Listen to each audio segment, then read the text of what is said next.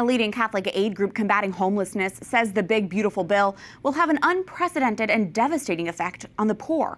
The president of the Society of St. Vincent de Paul USA, John Barry, said, quote, "The budget reconciliation bill is one of the most distressing laws we can remember when it comes to heeding God's call to care for the poor, the sick, and the aged. Make no mistake about it. Whatever else this new law does, the changes to SNAP and Medicaid will hurt men, women, and children by stripping away food and medical benefits that they rely on to survive. The rich will get richer, the poor will get poorer."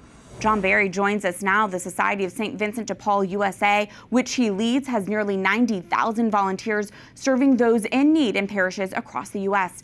John, welcome to the program. First, the St. Vincent de Paul Society is not partisan and does not often speak out on policy issues. Why speak out on the big, beautiful bill? Why now?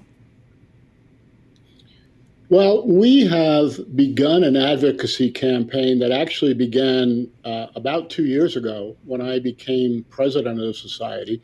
Advocacy is part of our DNA. It was part of the founding of the society in 1833 by Blessed Frederick Ozanam in Paris.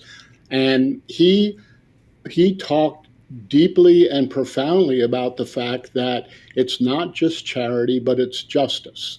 And one of his most famous quotes is one of my favorite quotes, is that charity is the Samaritan that pours oil on the wounds of the traveler, but it's justice that prevents the attack in the first place.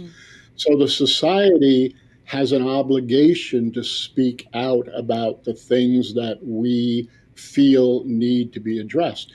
As you mentioned, we have 90,000 volunteers who go out and sit face to face last year with 5 million people across the United States. We're the only organization, the only nonprofit that does that face-to-face human Christ-centered interaction.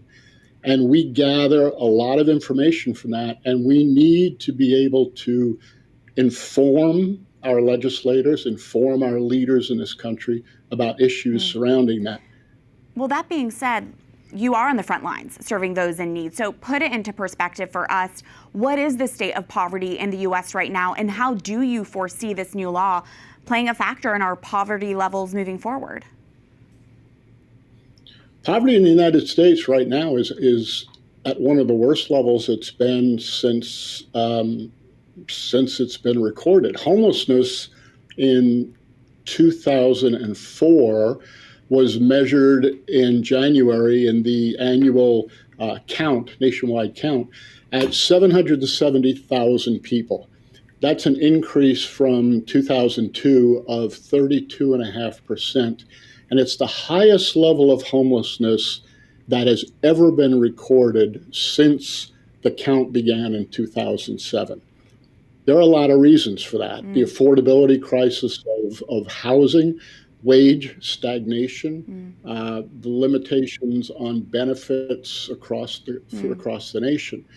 So we have seen a surge for the last number of years in people coming to us for support, for food, for housing, for medical bills, for their utilities. The jobless situation, the fact that there are jobs. The unemployment rate is low, but the unemployment rate is low for those people that have skills and those people who have the ability to access well-paying jobs. The lower end of the socioeconomic spectrum, where you have people that are trying to find jobs that are things that they can do, that's hard for them. And they find them, they're not jobs they can survive on. Try to live on the minimum wage. Right. That's all such important context given this conversation. I do want to get your response to this. The big, beautiful bill requires able-bodied, childless adults between the ages of 18 and 64 to work at least 80 hours a month to be eligible for Medicaid benefits. You can also be eligible through community service, going to school, engaging in a work program. And John, the White House says by doing this, the bill actually strengthens the integrity of Medicaid by eliminating waste, fraud, and abuse. So what's your response to those who say this work requirement for Medicaid, it's a good thing. It's good to get back to work, and there's actually dignity in work? There is dignity in work, and it's part of Catholic social teaching. The dignity of work is one of the most important criteria of Catholic social teaching.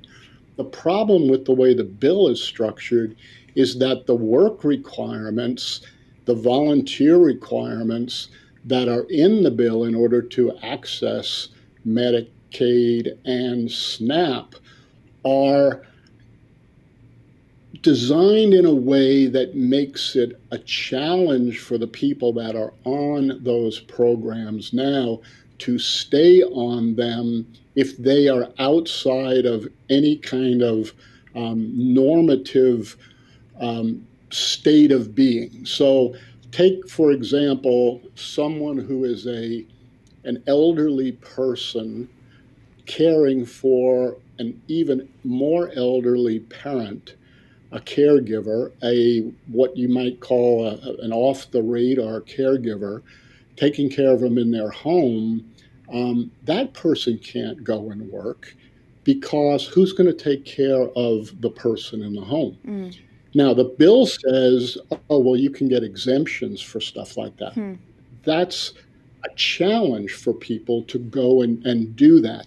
Finally, in my last moment with you, John, have you had the chance to have communication, or the St. Vincent de Paul Society have communication with the Trump administration, or what do you hope to communicate to the administration?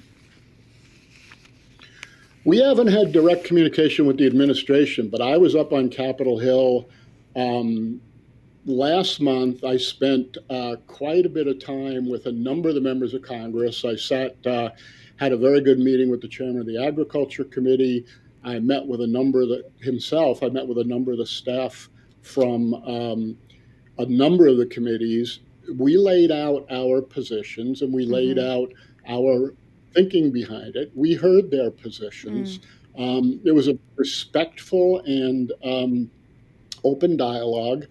We'll continue to provide real-world examples to them of how people are impacted by this. Well, we appreciate your work and we appreciate your time today. John Barry, thank you so much. Thank you. It's been a pleasure.